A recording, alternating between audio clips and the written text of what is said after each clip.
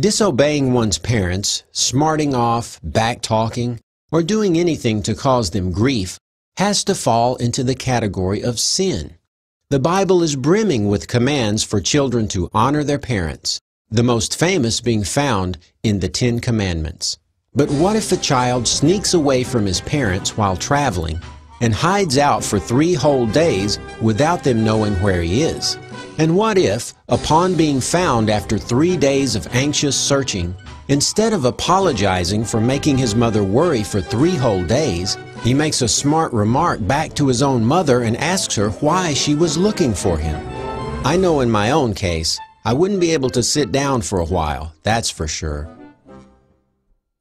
When they had finished the days as they returned, the boy Jesus lingered behind in Jerusalem, and Joseph and his mother did not know it. But supposing him to have been in the company, they went a day's journey and sought him among their relatives and acquaintances. So when they did not find him, they returned to Jerusalem, seeking him. Now so it was that after 3 days they found him in the temple, sitting in the midst of the teachers, both listening to them and asking them questions. And all who heard him were astonished at his understanding and answers. So when they saw him, they were amazed. And his mother said to him, "Son, why have you done this to us? Look, your father and I have sought you anxiously." And he said to them, "Why did you seek me? Did you not know that I must be about my father's business?" About 60 seconds. That's the time that would transpire between my smart retort and the thrashing with a large tree limb I'd receive for my efforts. Jesus is depicted here as not only disobeying his parents, but once found, instead of an apology, he has the nerve to ask his mother, "Why did you seek me?" And this after being told by his mother how upset he has made the both of them.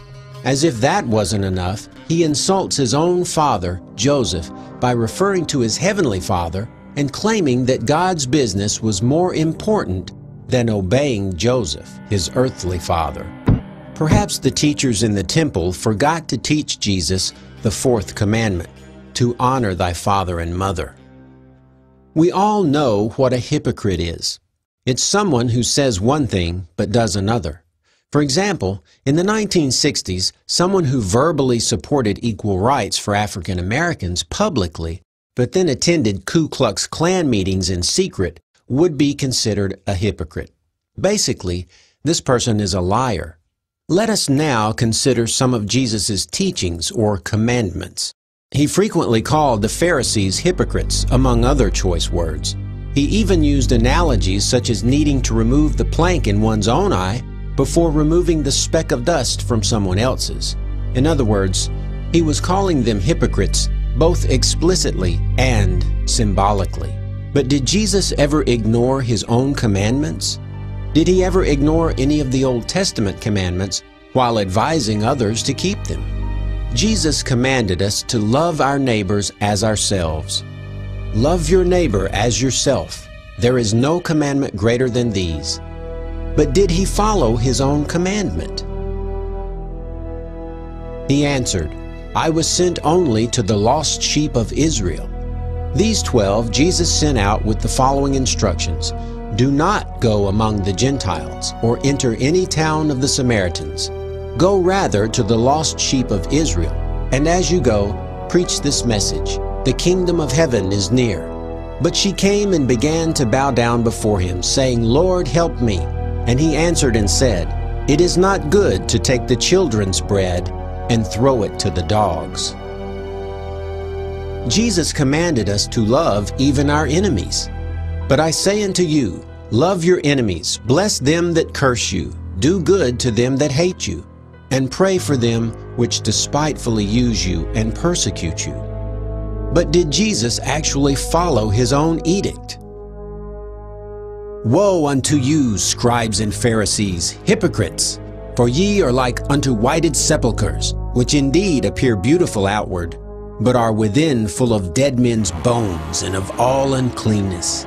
Ye serpents, ye generation of vipers, how can ye escape the damnation of hell?" How did Jesus treat the people in the temple who were selling animals for use as sacrifices? And when he had made a scourge of small cords, he drove them all out of the temple, and the sheep, and the oxen, and poured out the changers' money, and overthrew the tables.